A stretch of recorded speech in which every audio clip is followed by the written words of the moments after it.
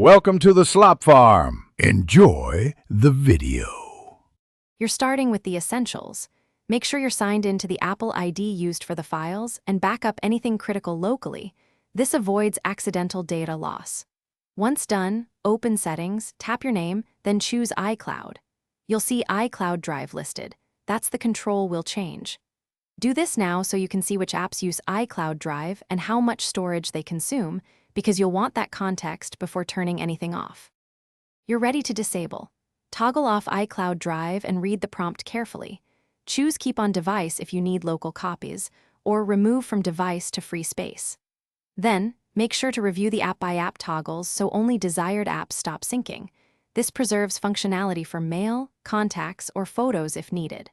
On a Mac, mirror these steps in System Settings under Apple ID and iCloud so your changes propagate across devices. Finish by verifying your files. Check the local folders and other devices to confirm iCloud Drive stopped syncing and that critical documents remain accessible. If toggles don't update or changes lag, sign out of your Apple ID and sign back in to force a refresh. Make sure you have your password. If something goes wrong and files seem missing, immediately check iCloud.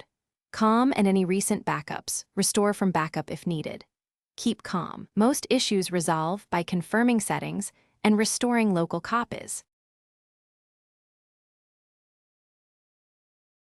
Thanks for watching. Consider subscribing if we helped you today.